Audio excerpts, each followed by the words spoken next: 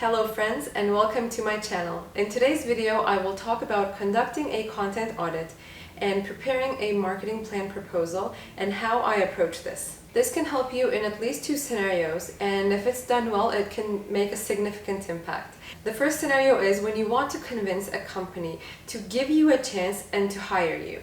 This can be your first ever marketing internship or job, and this is actually a question that many of you guys are asking me. Or for any interview you have at any point in time in your career.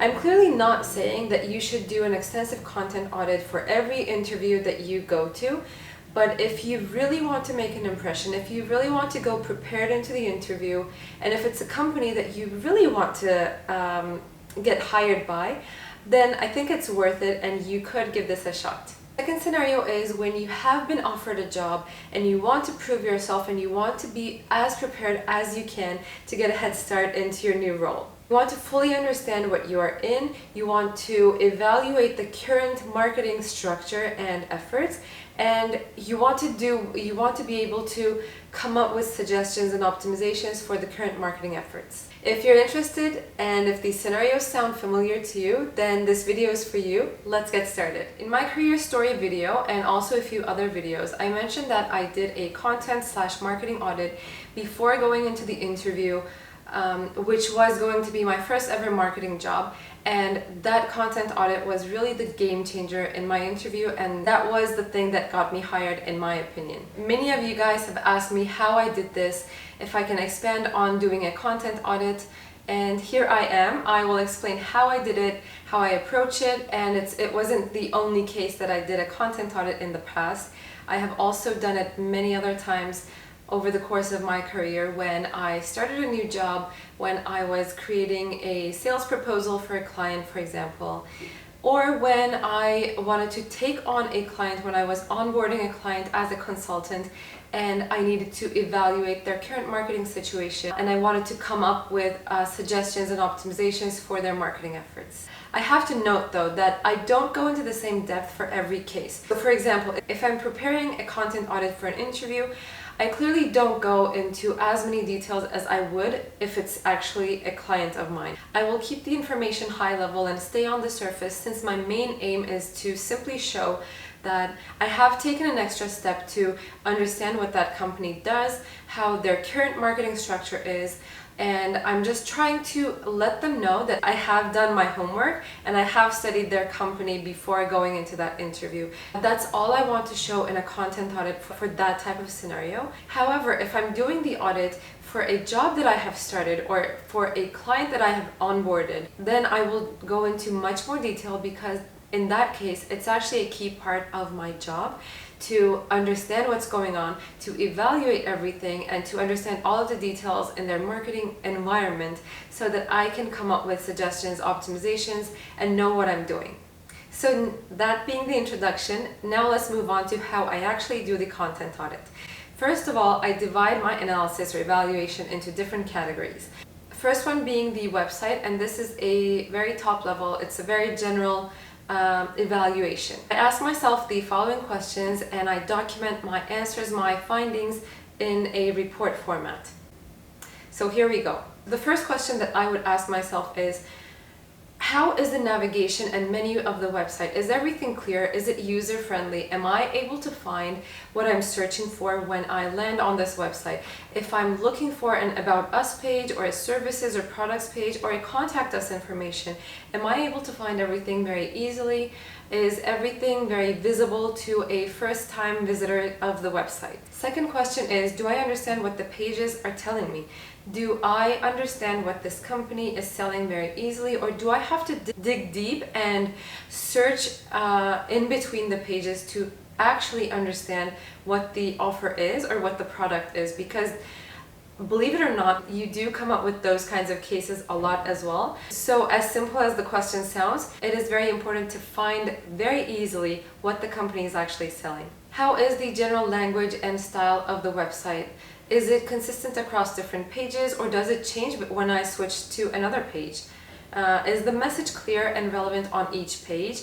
This is also very key because sometimes you can find weird information that is not supposed to be on that page. It is there by mistake and the company does not recognize it. So it's very important to take a look at the content and see if it's relevant, if it's on the correct page, if it makes sense as a first-time viewer.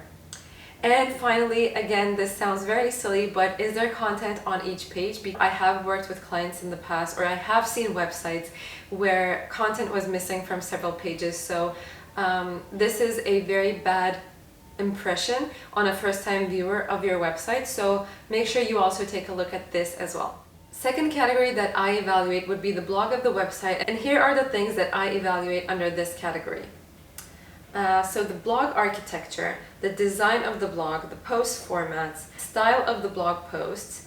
I would look at the engagement. I would look if comments are allowed or not, if people are actually commenting, if people are sharing, if there's share buttons as well. So this would also go under engagement. I will most certainly look for a newsletter subscription option because if you have a blog, then you need to have a newsletter subscription option, in my opinion. I would look at the post consistency and frequency. Is the company posting once every month? Is it just completely random? What is the timeline of the posts? I would look at that and report on this. And the final thing is looking at the SEO. And if you're looking at this for an interview scenario, then you won't be able to look at it in detail because you will not have access to the company's CMS or the marketing automation. So you can only look at it from the surface, but if you're actually hired to do a job, then you can go into the CMS and look deeper and try to understand the SEO performance of the blog. Third category would be the social media, and here are some of the things that I look at under social media.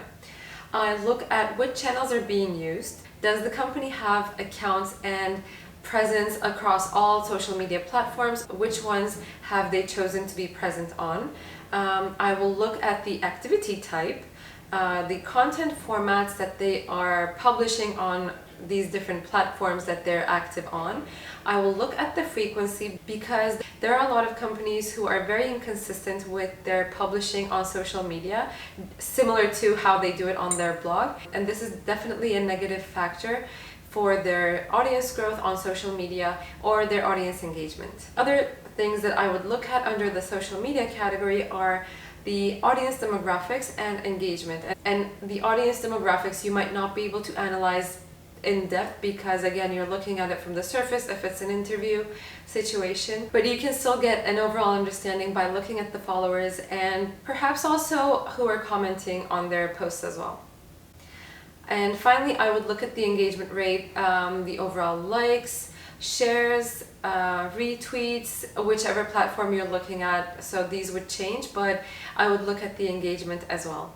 Fourth category is lead generation, and this is my personal favorite as an inbound marketer, obviously. This is the one that I personally care the most about, and I try to be very strict and critical when I'm looking at a website from a lead generation perspective.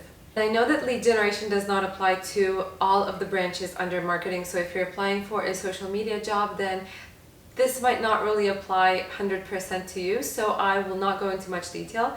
But some of the things that I look at under lead generation category are the CTAs, forms, and I look at these across all pages of the website, including the blog. I look at these also on the social media channels as well. I try to see if the company is actually promoting their CTAs and forms.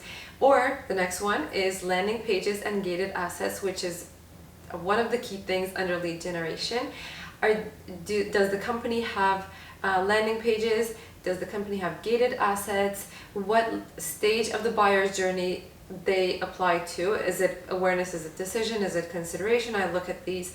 I look at also how these are promoted across different channels, whether it is the newsletter, the blog, or the social media channels, whichever I can actually have access to. I look at these across all platforms and all channels. And one more thing I do in terms of the lead generation is actually fill out these CTAs and the forms and sign up for the gated assets so that I actually receive the emails that are being triggered after someone downloads an asset. and I try to wait out a few days because I want to see if they actually have built a email workflow, if I'm actually sent another email as a follow-up, and so on. So I need to look at the workflow as well. The final category is marketing automation, and this again applies if you're actually hired for the job and you have access to the software that the company is using. I just briefly mentioned what I look at under lead generation, but the two main things are the workflows and the email automation. And to look at these, if I have access to the platform, then I can actually go and look at behind the scenes how the automation is set up and the triggers and everything else. But if I don't have access to it yet, as I just mentioned a second ago, what I do is I actually sign up for the gated assets, and I expect to receive the emails as a new user, as a new subscriber. So these are the main categories that I look at when I'm doing my content or marketing audit. And of course there are more details depending on what the company is, what they are selling, how their business is structured, so on and so forth. But you can take this as a general framework when you're doing your marketing audit. And how I suggest doing the documentation is creating a report format and really dividing it into these categories so that you can write everything very clearly. And when you're done with your report, everything will be very clear for anyone else on your team when they are going through your report. The final thing I want to talk about in this video is I have started working on a project that was inspired by your comments and questions to me, and it is an online course where I plan to share my tips and knowledge on how to land your first marketing job. And it will be a comprehensive course where you will learn how to build a strong professional and personal profile, make smart, convincing job applications, prepare and impress at job interviews, and succeed in the first few weeks of your new job. If this sounds interesting to you, I am leaving a link in the description box below, which will take you to a landing page that is super simple. You just need to leave your email and name so that whenever this course is ready, I can reach out to you, I can send you an email and let you know that it is live, it's ready, and you can start taking it and prepare to land your first marketing job. So if this is interesting to you, don't forget to leave your information, and I will just let you know when everything is ready for you to start. That is all. Thank you so much for watching, and I hope you found the information useful and valuable as always. Thanks for being here, and if you haven't subscribed already or hit the notification bell, what are you waiting for? Come on, let's do it. More videos are coming. Stay tuned, and I will see you in the next video. Take care.